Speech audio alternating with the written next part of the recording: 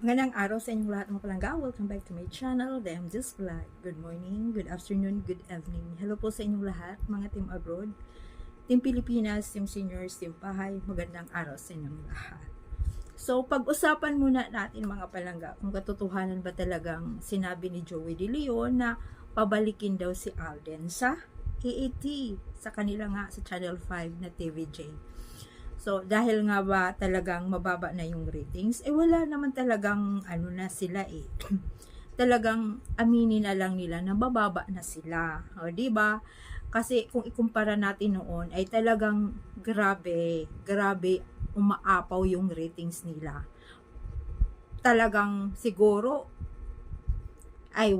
napakataas talaga ang ratings ng Itbulaga noon sa Channel 7 pa sila at nandoon pa yung Aldab. Diba?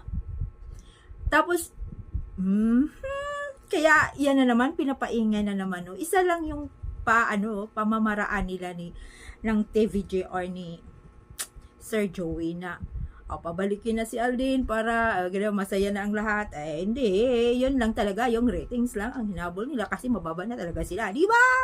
Ano pa nga ba? Anong purpose doon kung pabalikin si Alden? Alam na ba yan ng GMA? Hawak sa liig si Alden ng GMA. Talagang may exclusive siya doon na contract. So, at isa pa, mayroon ding lumabas na, yan na naman, nag-fun run kasi si Alden. Diba? Kasama niya si Miss Glenda, yung sa Brilliant Skin. Pinigyan na naman nila ng kahulugan na kisyo. Sila na naman ni ni Glenda. Talaga namang, alam nyo yan, si Alden ay mayroong kontrata doon. Milyon yung binayad ni Miss Glenda sa kanya sa Brilliant Skin. Kung maalaala nyo, ang dami ding mga lumalabas doon na kwento. Alam mo yun, syempre sikat nga si Alden kaya kinuha ni Miss Glenda. Yan naman kasi noon na talagang fan yan. Isang fan niya ng Aldab si Miss Glenda. Noong yumaman siya, nung nagkaroon siya ng ng kanyang pangalan nito negosyo, yun na nga, yung mga skincare. Kinuha niya si Alden. 'Di ba? Lagiging milyonarya na rin siya. Milyonaryo din si Alden. Malakas din yung kanyang negosyo. Ngayon, siyempre, kinuha niya si Alden. At saka, ay nako, wala naman, mayroon na yung anak. At saka, nako, kung sa totoong buhay, may asawa na rin po si Alden. Diba? Yan lang ay isang trabaho. Milyon po ang bayad niya dun. So, siyempre, magkaibigan naman sila at may pinagsamahan. Magkasama naman sa isang fun run. Ganun lang yun eh. Pera lang din yun. At ito naman ngayon na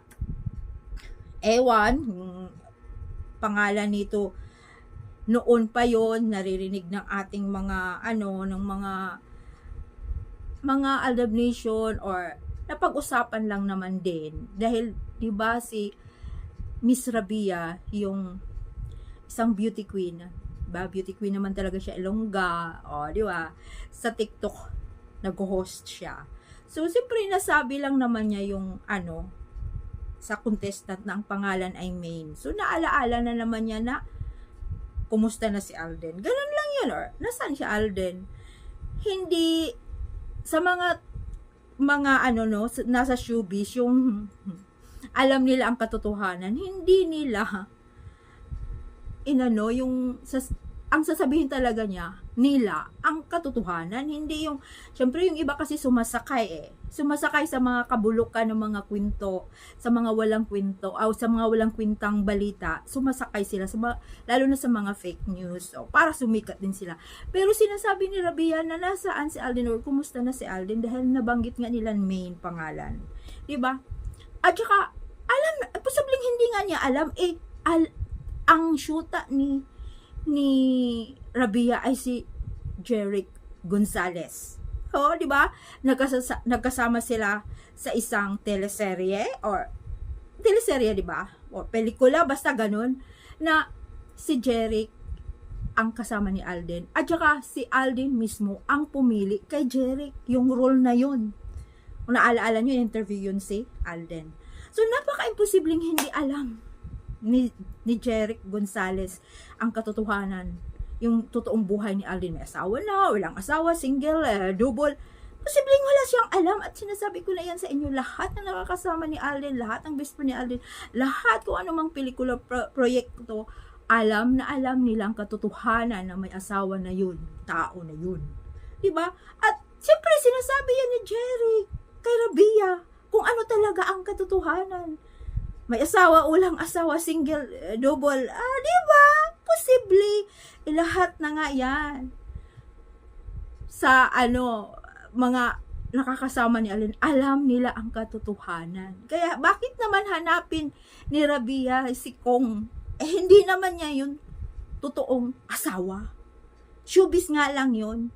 Yung iba kasi, sumasakay nga sa mga fake news para din sila sumikat. Walang katotohanan yun. Ang katotohanan, kasal na talaga yan si Alden at may anak na. Diba? Kaya, para sa akin talaga mga palangga, tandaan nyo yan. Malapit na yan.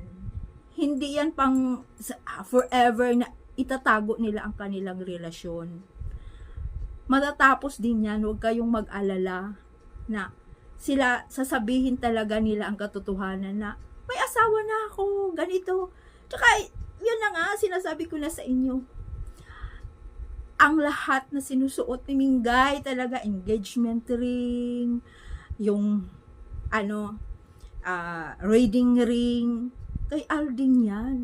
Mayroon bang wedding ring at saka engagement ring na magkakapareho kung halimbawa yun ang binigyan ni Alden tapos nag-asawa si May, yung fake na asawa na si Kong, tapos yun din pareho din ang binibigay ni Kong? Kalokohan. Hindi pwedeng magkakapareho. Kaya bulok yun. Dito tayo sa katotohanan. Lahat yan binibigay ni yung lahat na rings na sinusuot ni Mingay ay galing kay Alden. At tandaan po natin yan mga palangga. Yun ay mga na lang yan di ba? Panlilin lang na lang sa mga fans. Lalong-lalo na nga, mayroon, July 29, ipapalabas na yung Pulang Araw. Di ba? Pulang Araw, July 29. Kaya marami pa yan na pagsubok, marami pa rin yung ilalabas na naman na mga ginagawa lang nila, mga kabulukan na mga bye po.